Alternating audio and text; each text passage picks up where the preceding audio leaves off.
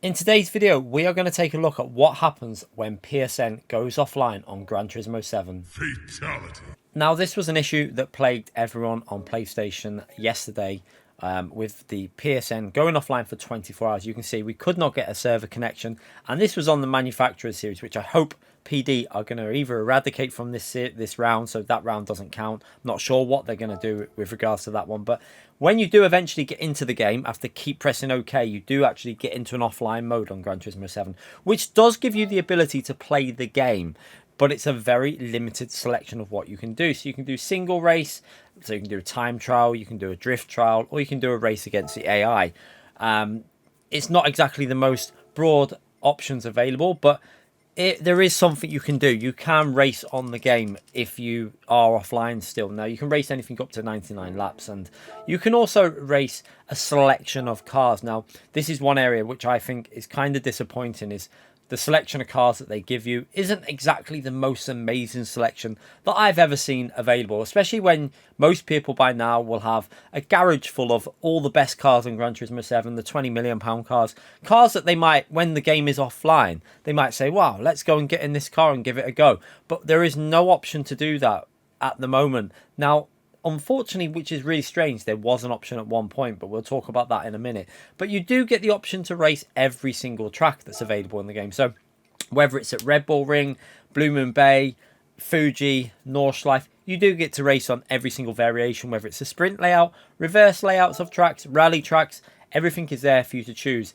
And obviously you do get to choose the tracks that do have weather on them. You can race on them tracks with weather on them. So there is the option of doing some, wet weather racing and stuff like that and having a bit of fun with regards to that. However, like I said, there is big problems with regards to not being able to race sport mode. Now, obviously, you don't get to race in sport mode, but in my personal opinion, for 24 hours, yes, we all love great battles, side-by-side battles like we're seeing on screen at the moment, but it wasn't the end of the world. I do think that some people get a little bit annoyed, too annoyed in the situation. It was 24 hours in a full year. We haven't had many server issues in the last 2 years really on Gran Turismo 7. There has been the odd day when there's been problems, but the biggest issue for me is people that just play single player.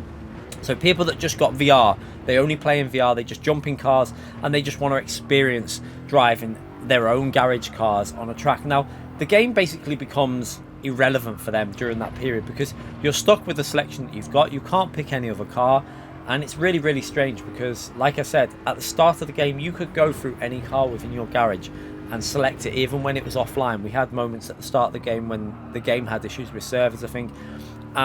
We could still select our garage cars. We could go through any car that we owned and pick it and drive it. Now, I think if that was an option still today on Gran Turismo 7 where you could still use any of your own garage cars, I think there'd be a lot less complaints from people with regards to the online-only structure of the game, because you could still jump on any track in any car and just have a bit of fun, whether you've got VR, whether you just want to do it in normal screen. And yeah, that for me seems to be where there is a little bit of a problem with regards to PD's structure of how they run this game when it's offline, because they're limiting it far too much. Yes, I get that you've got to have this structure of online only because of obviously sport mode leaderboards within the licenses and stuff like that to prevent people from cheating, but the fact is there's a lot of other cars available in this game. You have many different cars that are not available to pick when the game is offline that people might want to jump in and try in different conditions and just give a go, because you've got say 4 hours of gaming but you can't race online. Why not jump into a car that you've owned but you've never ever driven? And that, for me, it's a shame that you can't do that. You can see, if we go into our garage now, this used to be available for everyone. Everyone used to be able to go into their garage like this and just pick any one of their cars that they own and race it on any track in the game when servers went offline.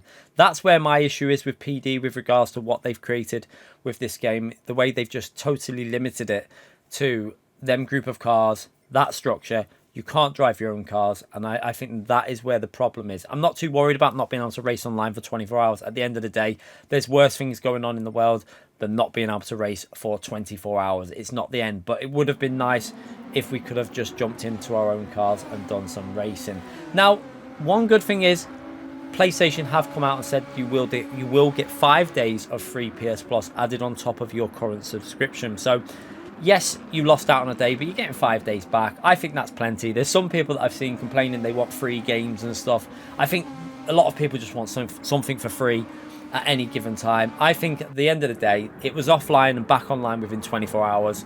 It's not the worst case scenario. You know, yes, you might have had to go and do something else for 24 hours, but at the end of the day, I'm sure everyone survived that day. And I do understand there's people that work hard in the week and they want to just jump on and have a bit of rest time and chill time playing games. But it's one day. It's back online now. It's all done. It wasn't as long as last time. If it would have lasted like in 2011, we had over a 20-day break without PSN. It was totally offline.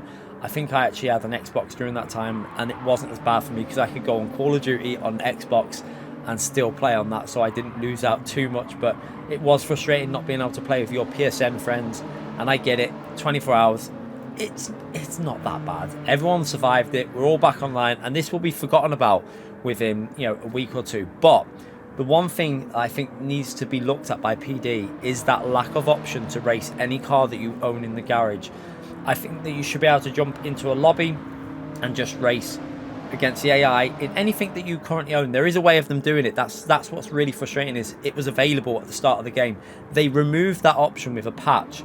Not sure why they removed the option. Maybe there was some sort of security issue or something why they did it, or maybe they just didn't want people to be able to play with them cars when the game was offline. I'm not too sure what the reason was, but they removed it, and I would like them to bring that back. But anyway, I hope you enjoyed this video. I'm really interested in your opinion on this. Do you think they've done enough by giving us 5 days of PS Plus? In my personal opinion, I think that's fine. I think, you know, it's not the end of the world. But I'm sure there will be people that are more annoyed than what I am in this whole situation. But yeah, let's get back to positivity. We're back racing. The servers are back online. It'll be forgotten about soon, and we can all get back to some great online racing. I look forward to seeing you all for them streams and videos with the highlights. So give this video a like and subscribe if you want to. Thanks again for watching, everyone.